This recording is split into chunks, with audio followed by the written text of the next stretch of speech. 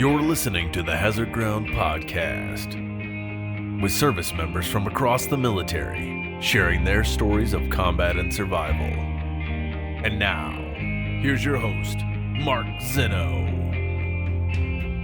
Welcome into the Hazard Ground Podcast. Thank you for joining us each and every week. Before we get to this week's episode, usual round of homework for you guys. I want to remind you, follow us on all the social media sites, Facebook, Instagram, Twitter. Keep up with the show, everything that we have going on. Of course, don't forget to leave those ratings and reviews on iTunes. They help us out so much.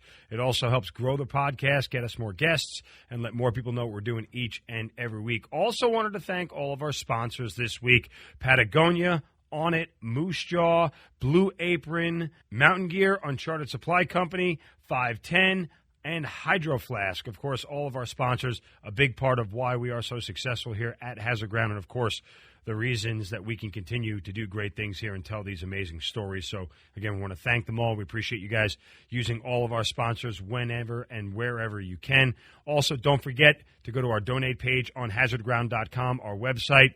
Again, not asking for a lot of money, just helps keep the podcast going, helps pay for some of the fees and things that we have. If you have anything, no donation too small, we certainly appreciate it, and all the support you guys have given the Hazard Ground Podcast. One more note before we get to this week's guest. Fortunately or unfortunately, depending on how you look at it, some of our guests are all over the country, all over the world, and they're not always able to come in studio and get the best sound quality. Some of them aren't even able to get to a landline certain places, so we have some technical hiccups from time to time. It happened during this week's episode. Wasn't much we can do about it. You'll hear it at about the 20-minute mark. You'll hear a drastic change in our guest's voice, and that was just from a recording bug that had happened, and we had to jump through some hoops to kind of get it to a point where it was listenable, but the story is so impactful and so good, we didn't want to just throw it away and try to recreate it, so we apologize for the technical difficulty, but we know that you guys understand, and we appreciate you guys continuing to listen to the Hazard Ground. So joining us now on the Hazard Ground Podcast, he is our first repeat guest because his career was so extensive and he did so many amazing things. Didn't get a chance to cover them all in its entirety in his first episode here on the Hazard Ground. We invited him back to tell us in more detail about some of the things he experienced over a 30-plus year military career. He is Mike Vining here on the Hazard Ground Podcast. Mike, welcome back. Thank you for joining us. Thanks, Mark. Thanks for having me back. No, certainly. Listen, it's amazing. Like, we tried to chronicle. It's so hard to get 30 years of a career, into a 45-minute to an hour podcast. But you did so much that we really felt like it was worthwhile to our listeners to bring you back one more time again. Okay. Well, I'll briefly, as we talked about, discuss my career, my career. Yeah, because for the people who may have missed the first episode, kind of give us the synopsis of, because we always ask about how people got into the military, but give us a synopsis of how your military career got started. Well, 2 weeks after I graduated from high school, I was 17 years old. I went into the Army. So it was in July of 1968. And after Vietnam, I had a break in service for 2.5 years, but decided I wanted to come back in. So October 73, I went back in, EOD, at Fort Leonard Wood, Missouri. Then in 1978, I heard about a new unit being formed up at Fort Bragg, and they wanted EOD volunteers. They needed at least 6 EOD, and I called them up, went for an interview, was accepted, and so that unit, which I spent 20 years with, is 1st Special Forces Operational Detachment Delta at Fort Bragg. So I spent 20 years with Delta, but from 92 to 99, before I retired, I was for duty at the Joint Special Operations Command. Right, and so it's obviously, listen, over 30-plus years, it's been quite the extensive list of things that you have done and accomplished. Again, you talked about your time in Vietnam, and I think that's where we stayed last time. We even talked about a little bit of the Iran hostage crisis, Operation Eagle Claw.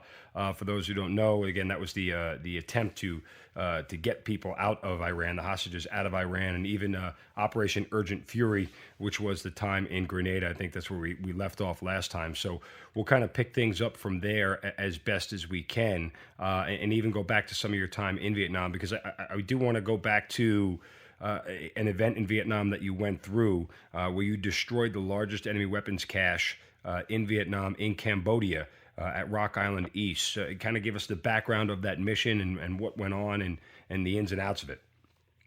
Right. In Vietnam, I was assigned to the 99th Ordnance Detachment, EOD. We primarily supported all of 1st Cavalry's Division operation, a little bit of 1st Infantry Division and a 199th Light Infantry Brigade.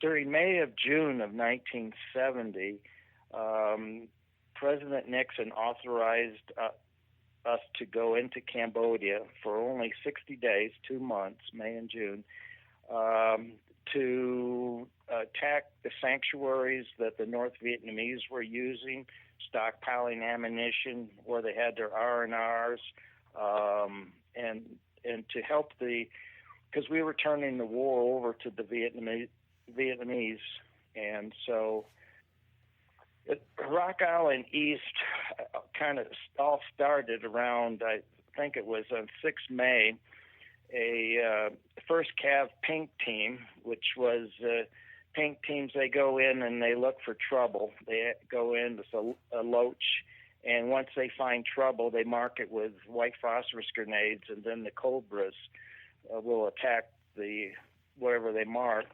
The pink team found the cache site. It was an above-ground cache site. There was 28 different piles of ammunition along this trail.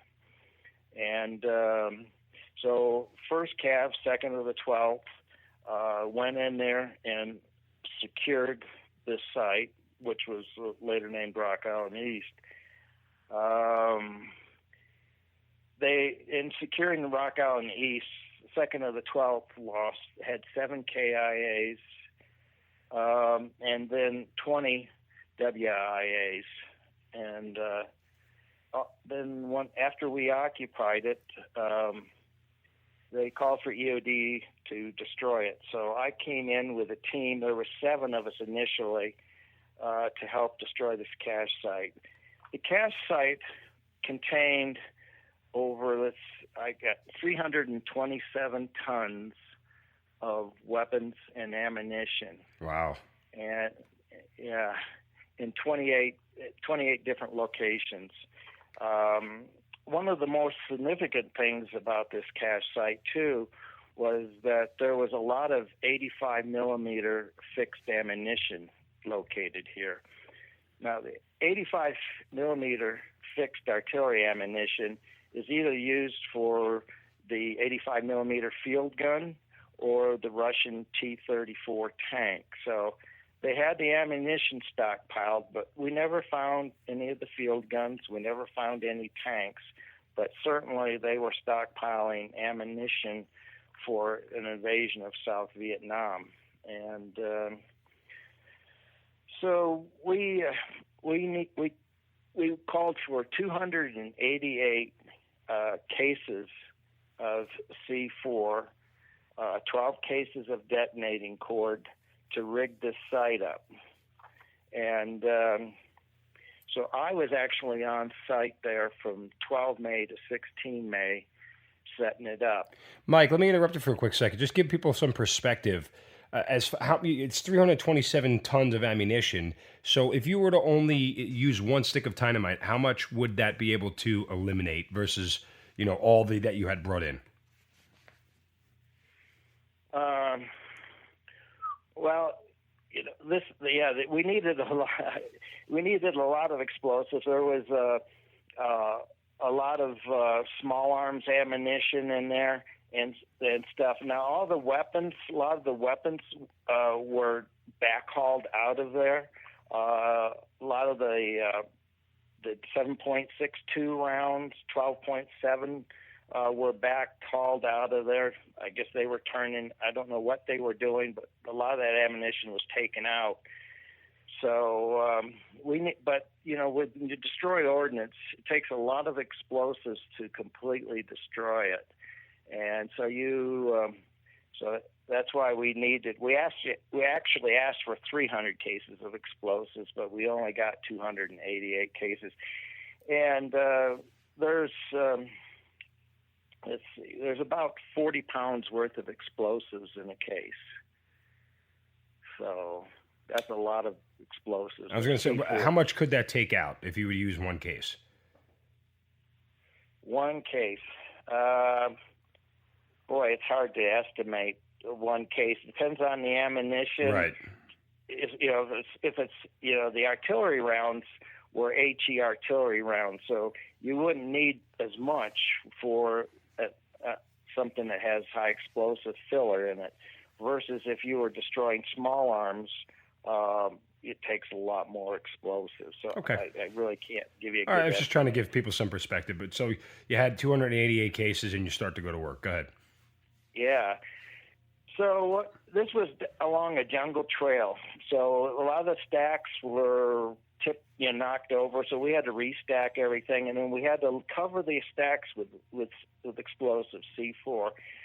And we laid out 2 detonating cord lines so it was dual primed in that manner. So that when we withdrew and pulled security off these 28 sites, we didn't want the enemy to come in there and to cut the deck cord and stop it from going off. So we also, besides having the 2 lines, they were buried. So it took quite a bit to set this up. And we had an accident one morning, and so first Cav suffered another 3 KIA. They set up automatic ambushes with M18 Claymores along the perimeter, and in the morning when they went out to recover one of their automatic ambush, they functioned it, and it killed 3 of the first Cav. So altogether, 10 first Cav team members were killed during this, Rock Island East. And so we withdrew all of the EOD people except for myself and my first sergeant. And then we had members of Echo Recon, 2nd to the 12th, on the ground. So the plan was on the last day when we would pull the charge, we set up charges along the perimeter. We had a 2-ship HLZ that would hold 2 helicopters to come down and get us, the last 2 helicopters. And we had these charges along the perimeter because as we withdrew security, we knew that we were being constantly probed by the North Vietnamese, trying to find any weakness. And so we wanted these charges to go off to kind of cover our withdrawal while the time fuse was burning down. So the first sergeant and myself, we had set up 10 priming systems, 10 fuse systems with 15 minutes worth of time on it. And so as we lit all the time fuses, we had M60 fuse igniters, so we pulled the M60s. And then everybody got on the 2 helicopters. As we was getting on the helicopters, an infantry captain with a radio yelled at us and told us to cut the fuse. So we ran out. We didn't know what was going on. So we ran back and we cut all the time fuses, not knowing, we just picked the fuses up and cut them. Went back to the helicopter, and this captain yells at us to light it, and we didn't have any more fuse igniters. So we went back out there with matches for our C ration matches, split the time fuse, put a match head in, and if you're really quick, you can when you light a piece of time fuse, it spits back, and you can light a second piece off from that. So we were just lighting. Now we don't know how much time we have remaining because we just cut the fuses when they told us to. So we get back to the 2 helicopters on the ground, and while we were cutting the fuses, our charges were going off. We had around the perimeter, we had blocks of C4 around our perimeter going off. Well, I know in the minds of the people on the helicopters, they weren't briefed on the plan. They thought we probably were taking mortars or some kind of indirect fire, and you could see that they wanted to leave. And so when we got back to the helicopters, and they couldn't lift off with all of us on board. So the door gunner taps me on the shoulder and says, "You're going to have to get in the helicopter behind." And he dropped off a couple more. So as I went to get to the helicopter behind, it dropped off a couple more people. So now there's like 5 of us on the ground with the time fuse burning. And I was going to cut the fuse again for the second time. And then this helicopter that was up in orbit came down, and it was empty, and came down and picked us up. And it was just, about a year ago, I actually made contact with that helicopter pilot and thanked him for coming in and picking us up. We were probably about 2 Ks away from it when it exploded, and it was a pretty good sight. They could see the mushroom cloud from our explosion 50 miles away back in Vietnam at Song Bay. Wow. Yeah, and that was the largest enemy ammunition cache that I know of that was destroyed in the war. And so when you look back on that and all that was done, I mean, the scope of what you had to do and accomplish, given the environment and everything else, I mean, what stands out to you about the event? Well, that was one of many of the caches that was destroyed during the two-month incursion into Cambodia. The city was the second largest cache site that was destroyed. I wasn't involved in the city. The Warehouse Hill was the third largest, which I was involved in, and Warehouse Hill was underground. But after the 2-month incursion into Cambodia, I can tell you that for at least 6 months, it was quiet in Vietnam. We used to get rocketed and mortared, and that stuff basically after the incursion, it stopped. But then about 6 months later, it started picking back up again. I mean, as far as your time in Vietnam and all the caches that you had to destroy and everything else, I mean, I know for EOD guys, it gets pretty routine. You go out, you find where the stuff is, you blow it up, you go back, and it's wash, rinse, repeat. But that event, was that a recognized event either in the EOD community or in the military in general? It is. If you Google Rock Island East, you'll find a lot of information on it. It was in that Time Life series on Vietnam. There's a big article in there. Actually, that helicopter pilot that came down and picked me up was the author. Well, for that Time Life series, he put in that information on Rock Island East. Of course, he said that he went down and picked up some engineers that were left on the ground, not knowing that 2 of us were EOD. And then let's see. VFW just put out a new book called Brutal Battles of Vietnam. Rock Island East is in there. Rock Island East, it's been in the Vietnam War magazine. That one's well known. Warehouse Hill, which was the third largest I was involved in, and again with 2nd of the 12th, 1st Cav, you won't find anything on Warehouse Hill. It was underground in Cambodia. It was not very far from. It was southwest of Fire Support Base Spear, and there was 14 sites, and they were dug into both sides of this ridge. So it was these underground bunkers that they had with the ammunition. So there was 2 of us that went in and set that up, and we used 120 cases to blow up Warehouse Hill of C4. It's just an insane amount of firepower there. So it's all stunning for people who aren't military and have never watched C4 detonated.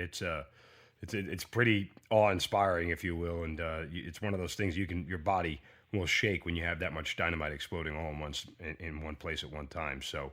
All right, let's move forward a little bit past Vietnam. One of the crazy things about EOD guys is you get assigned to many different military-related tasks, and it was in 1976 that you guys were part of the presidential campaign Secret Service support for Republican Senator Bob Dole, where there was an IED explosion in Quincy, Illinois in September of '76, and kind of give us that background and what exactly happened.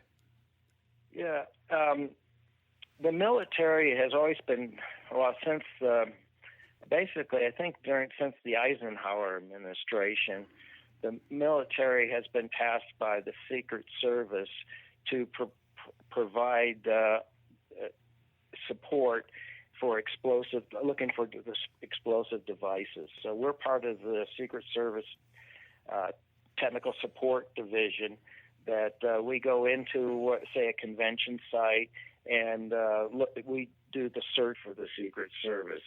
This mission still continues today. And in 1976,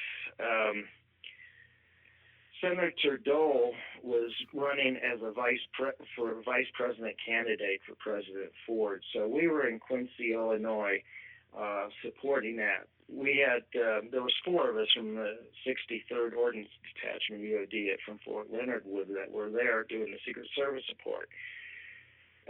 Senator Dole spoke that night there at the high school, and let's see. That was the night of the 27th September 1976 when he spoke, and everything was fine. After he spoke at the high school, he went back to the hotel. 2 members of our team was at the hotel, and my first sergeant E8 and myself were working together. We were at a restaurant eating.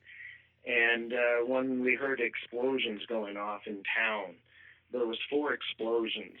One was at a bridge, and 3 of them were at a Colt compressor factory.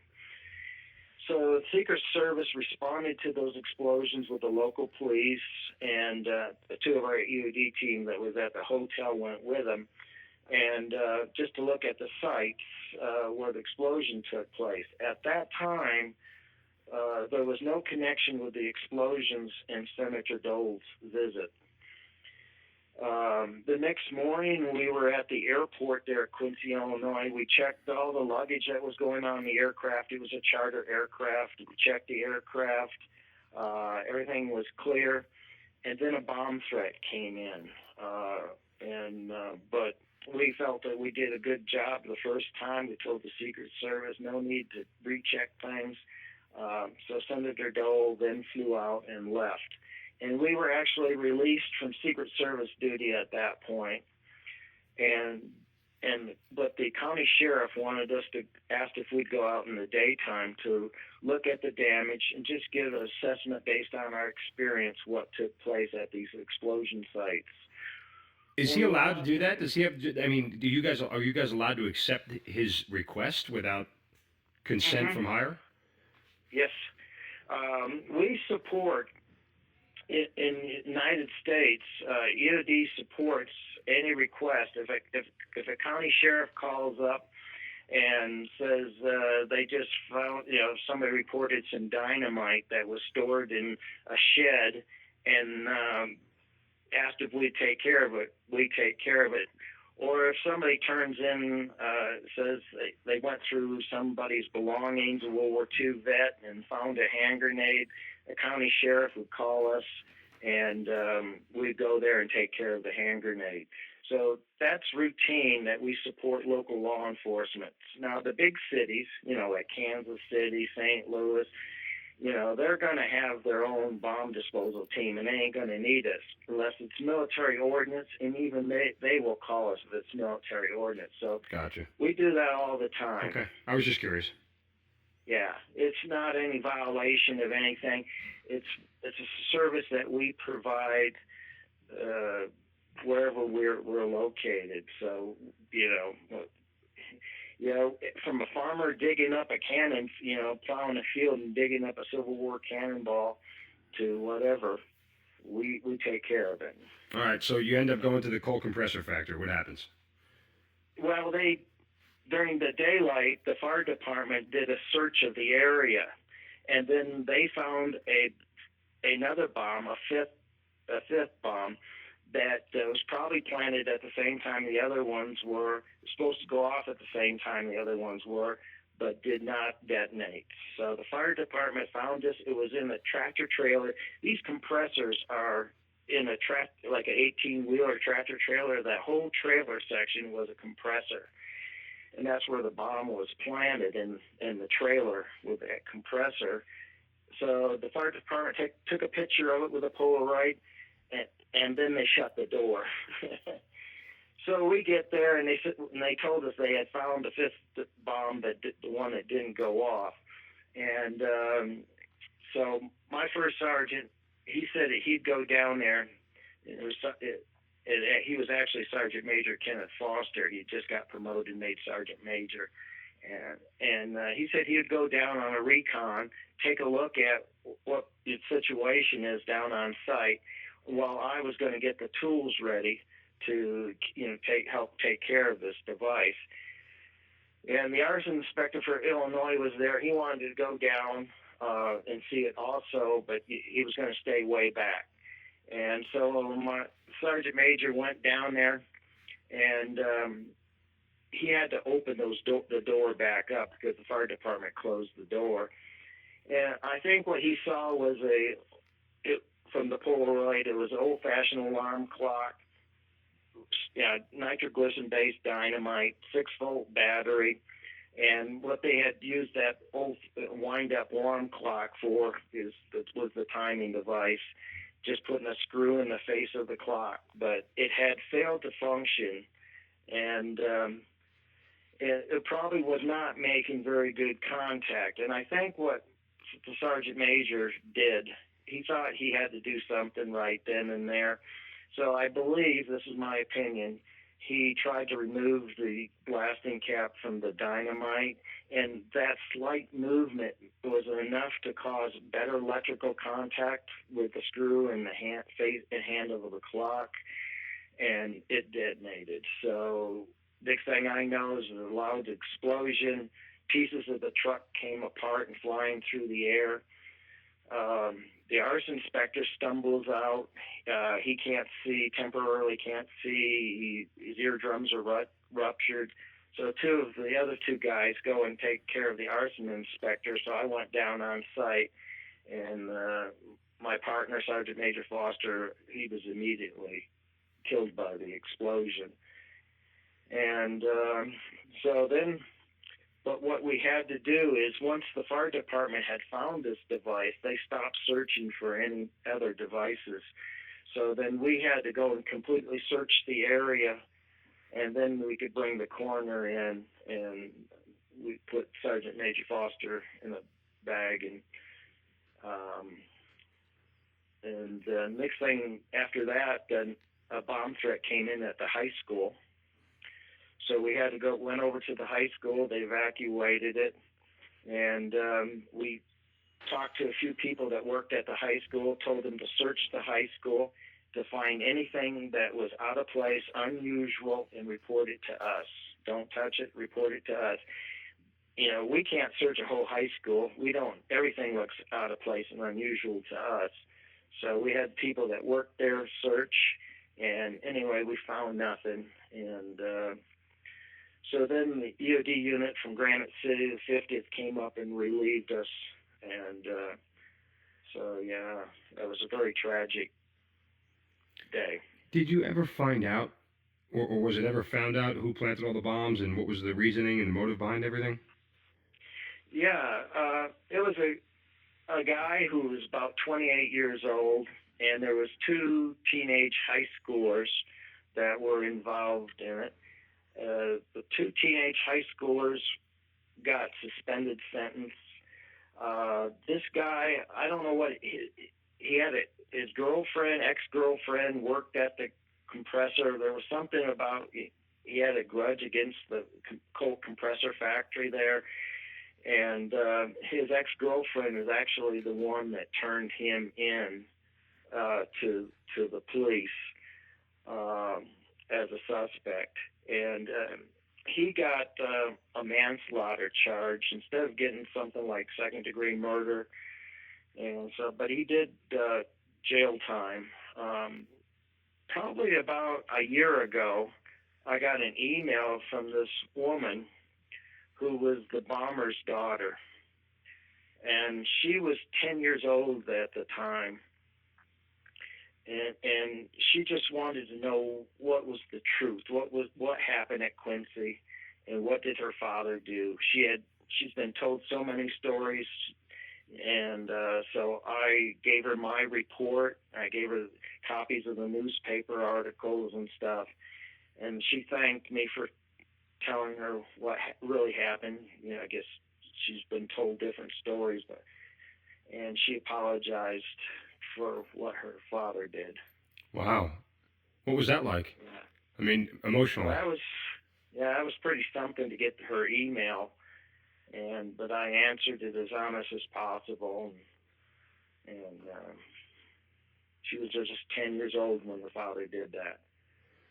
Unreal. Wow. And none of it had anything to do with the vice presidential candidate being there. Nothing was politically motivated. It was no political connection, except for we don't know who called the bomb threat at the airport against Senator Dole. Gotcha. And then who called the bomb threat in at the high school. Wow. I don't know who did that, whether it was somebody else just taking advantage of the situation, calling in the bomb threats, or what.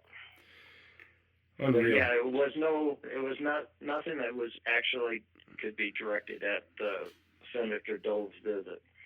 Just an unreal sequence of events. All right, let's fast forward 20 years, because as I mentioned, as an EOD tech, you get through a lot of the odd jobs in different parts of the world. You ended up being the explosive investigator for the DOD, the Department of Defense, as part of the Downing Assessment Task Force that investigated the truck bombing of Khobar Towers in Saudi Arabia. Right. It ended up killing 19 Air Force personnel and injured nearly 500 others, which is obviously a massive explosion. But kind of tell me the events as they unfolded and what your role was. Okay.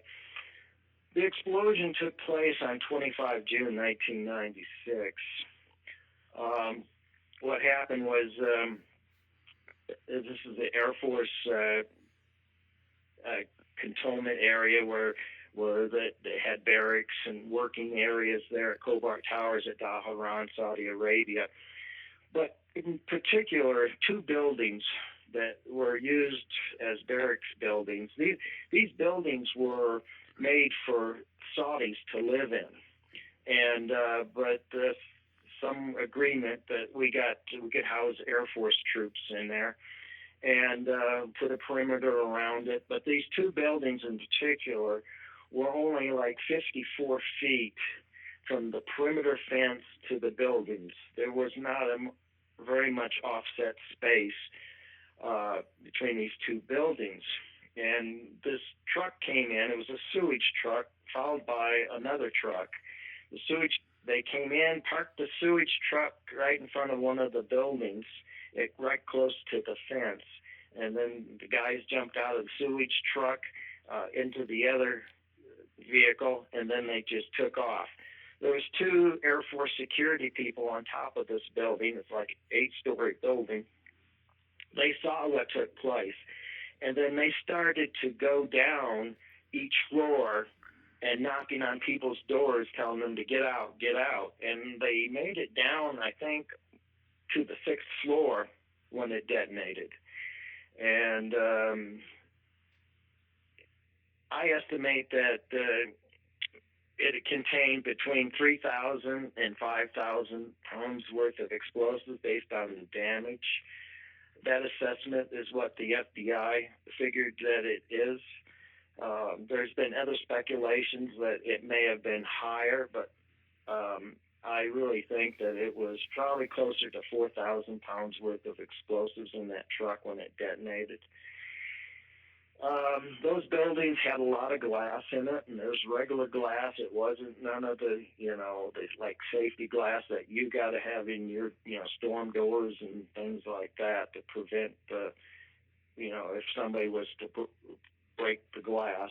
And the buildings lacked emergency lighting. They lacked smoke detectors. They lacked They lacked alarm systems.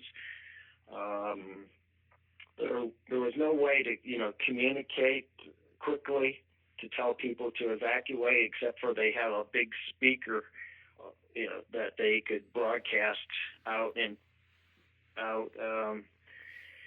So my job, the Department of Defense formed a committee called the Downing Assessment Task Force. General Wayne Downing was put in charge of it to investigate for Department of Defense what took place there at Khobar Towers and what security failures were at Khobar Towers. And then additionally, we were tasked to go around to the different places in the Middle East and look at security at other sites and make upgrade recommendations. So I was the explosive expert assigned to the team, and I worked with the FBI. And so we flew over to Saudi Arabia and started work there. And there was a lot of security failures really at this site. There was complacency. The Air Force claimed that they asked the Saudis to expand the perimeter, and the Saudis refused to give the Air Force permission to increase the perimeter. We checked with the Saudis, and the Saudis said that the Air Force never asked them if they would have extended the perimeter. There was no documentation either way to support any claim of extending the perimeter and it being refused to be extended. Bottom line, those two buildings should have never been used for barracks buildings because they were too close to the perimeter. They could have been used for storage. They could have been used, I don't know, for daytime work space. But instead of having people, doubling up, maybe 6 people to a room, they had people scattered throughout the areas, 2 people to a room. You could easily put 6 people into a room. But the Air Force was big into quality of life. And I say, what's quality of life when you're 6 foot underground? Right. But there's just the culture, just the security thing was not really there. Those buildings should have been really upgraded. There should have been that plastic sheeting. There's this sheet that you can put on windows to help them if explosion took place. It's a mylar sheeting that attaches to the windows to keep the glass all into, a big piece instead of shards of glass shooting through the air.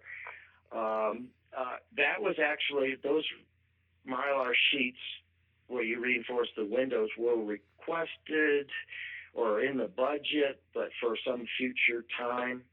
But they didn't even have smoke detectors. There was no emergency lighting, and there was no designated safe area to people to go, such as going to the stairwells. And because in the stairwells, there wouldn't have been any windows. You've been protected from glass. There was just a lot that went wrong. Now, the Air Force promoted the Brigadier General, who was in charge of the base. They promoted him to 2 stars. Well, they tried to. Congress did not approve it. And then he took it to the Supreme Court to get his 2 stars. And Supreme Court, I think in 2015, said that they wouldn't hear the case, that it's over. Oh, wow. Like you say, 19 airmen were killed and over 500 were wounded. A lot from glass. There was a lot of glass in those buildings, and so that's where a lot of people were wounded. 18 people actually were killed in that building right next to where the explosion took place, and then the 19th person was killed in another building by a shard of glass. So the 4,000 gallon capacity tanker. I mean, when you're talking about an explosion, like the crater size that it leaves or the impact that it leaves, how big are we talking? Oh gosh, crater was really, it wasn't so much that it was deep, it was really, really wide. I have the figures for it, and I really can't remember off the top of my head. But what happened is this tanker, it was a sewage truck, and it was filled with about, my estimate, say somewhere around 4,000 pounds of explosives. And there was sewage on top of the explosives to conceal the explosives. And the reason I say there's sewage on top is because from eyewitness accounts, the place, after the explosion, it stunk bad. It smelled like a barnyard. So it was, safe to say that they had put sewage on top to conceal it from any inspection if they were to be stopped somewhere. Right. And so what that water and that sewage did is it directed a lot of the blast downward. So it made a crater that was probably disproportional to the amount of 4,000 pounds of explosives, because it directed it downward. Also, the thing is, with the sewage being on top, it took a lot of the thermal effect out of the detonation. The ground table was like, I think it was, if my memory serves right, the ground water table was like at 5 feet below the surface. So the water table actually forms a boundary. So when the explosive force went down and hit the water table, again, that was a boundary layer, and it caused the crater to be a lot wider than it was. I would say, from my memory, 50, 60 feet crater wide. But you couldn't just use the crater measurements because of all this stuff to determine how much explosives that was in that truck. There was a controversy. There's been claims that that truck had, upward to 20,000 pounds of explosives. I've even heard 30,000 pounds of explosives. Another department, the Defense Special Weapons Agency, came in there and was looking at it. Now, today, the Defense Special Weapons Agency is the Defense Threat Reduction Agency.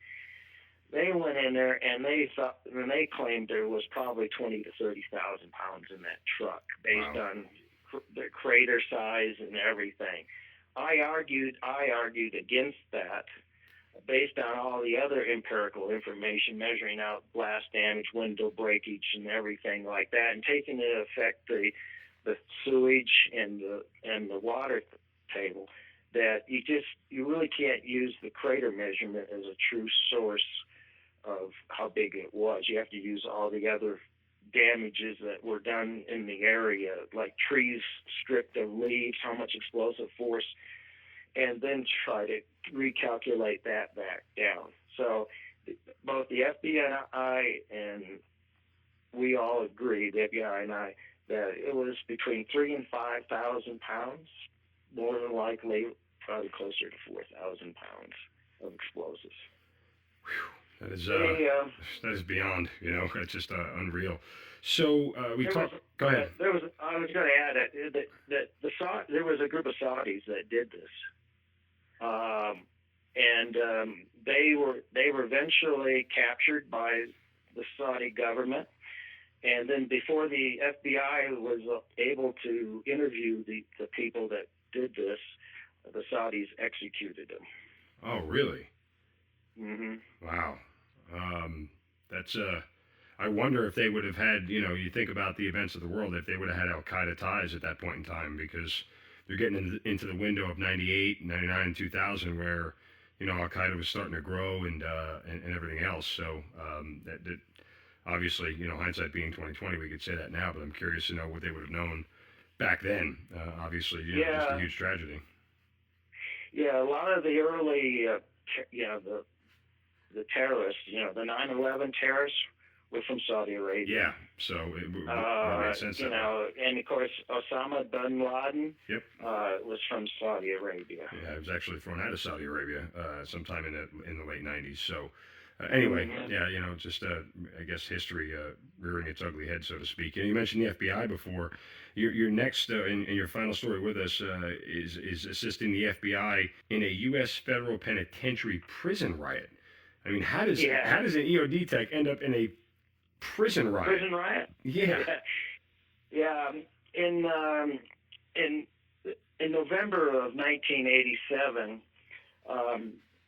two prisons went down. First, the Oakdale prison in Louisiana went down.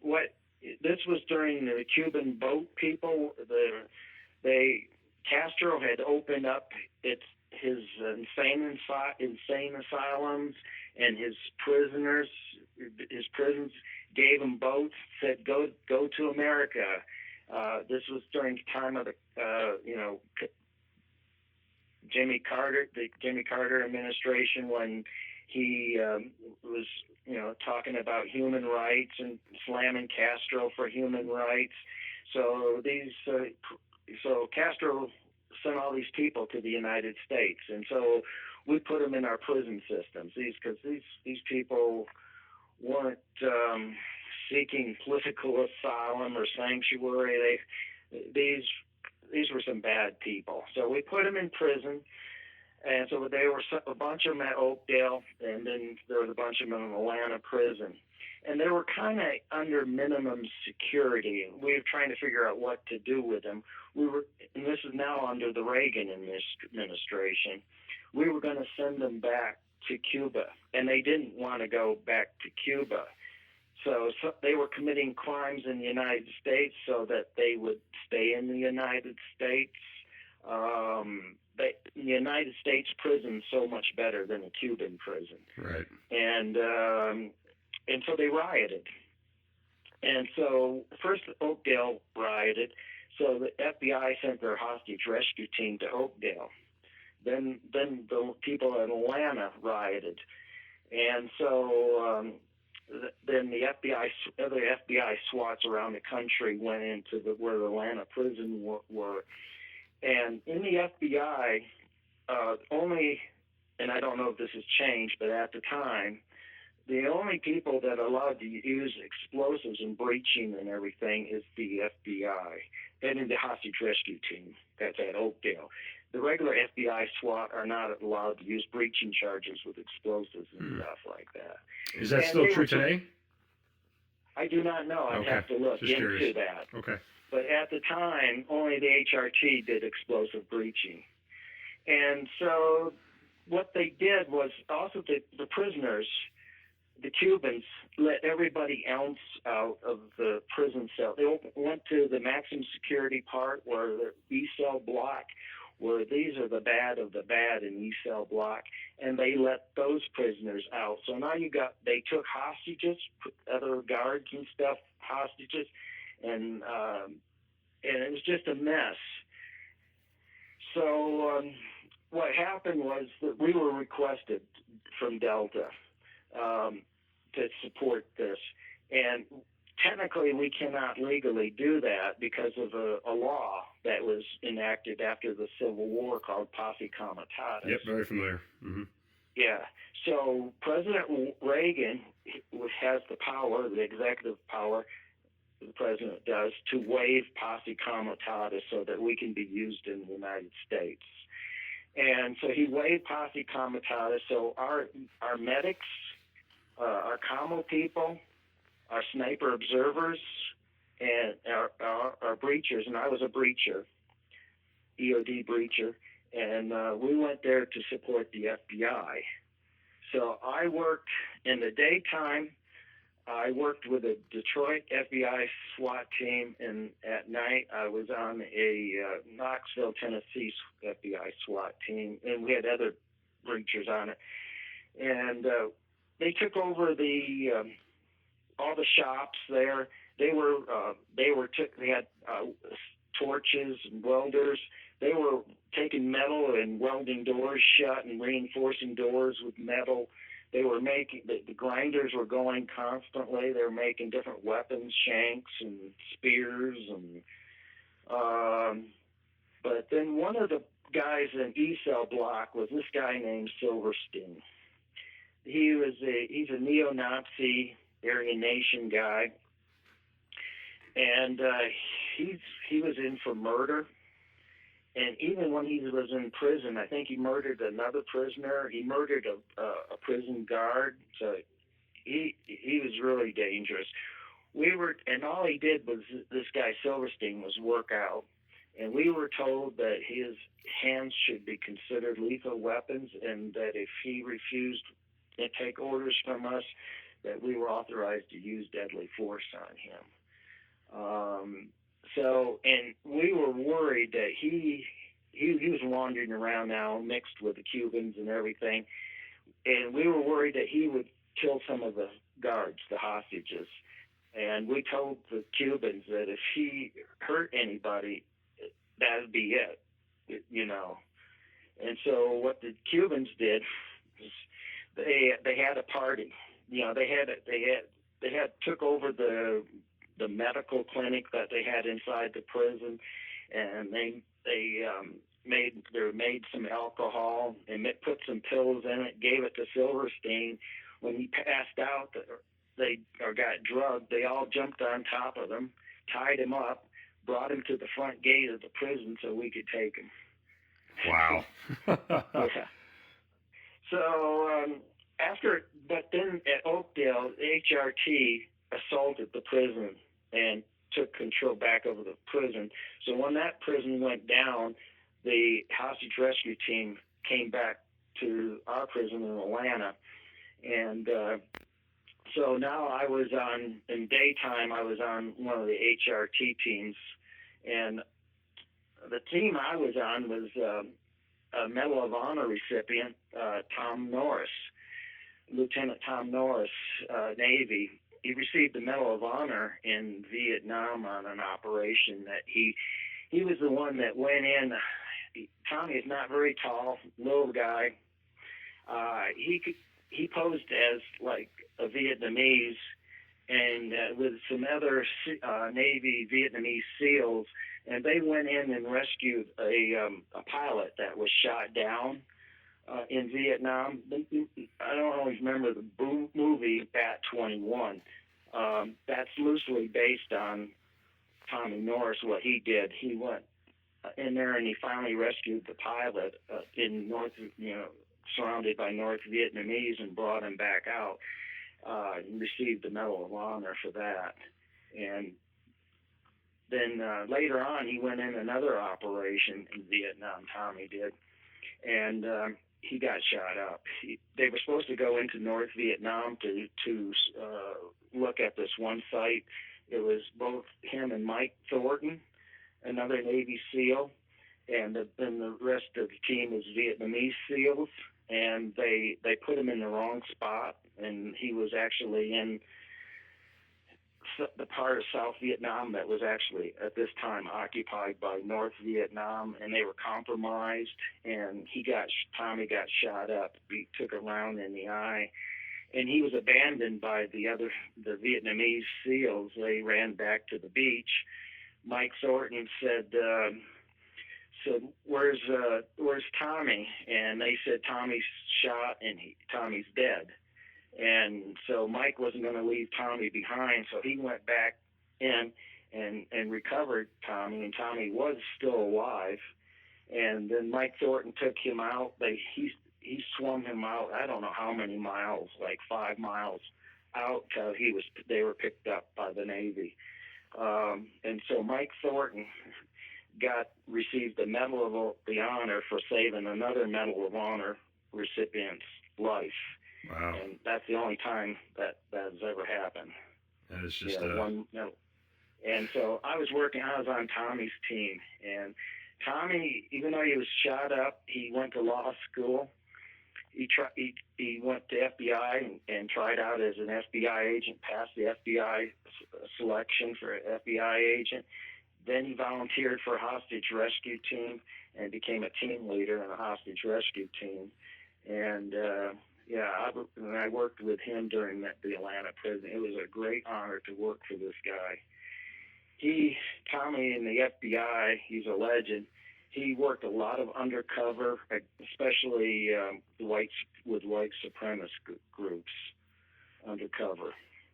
I mean, Mike, listen, after everything we've just heard in this podcast and everything we've already heard from you in our first episode, to me, it's incredible. I mean, what you have come across in your career is unlike anything that we've discovered on this podcast. And, everybody has their piece of the pie in the military during their career. It's just that you've been fortunate enough to take part in some of the most unique missions and be part of some of the most dramatic things that have gone out throughout not only United States history, but world history. And for that, for being here on the podcast, we thank you, and just the incredible detail with which you can recall this stuff, and the way you tell the story is remarkable. And so we certainly appreciate your time, and certainly appreciate you being part of the Hazard Ground. Well, Mark, thank you. I'm glad I could share these stories and about the other people that were involved in these stories too. No, it's great, and I think you do all those people a great service by remembering their names and what they did and their impact and all that other stuff. So, again, that's just another great part of you being a guest here, is that we can not only honor your service, but those you were tied to, and honor their service as well. So, Mike Vining, thank you for being part of the Hazard Ground. Okay, Mark, thank you. You've been listening to the Hazard Ground Podcast, hosted by Mark Zeno and produced by Matt Pasquarella. If you have an interesting story to tell and you'd like to be on the show, send us an email at hazardgroundpodcast@gmail.com. And if you like the show, don't forget to subscribe, rate, and review on iTunes. Thanks for listening. We'll see you next time.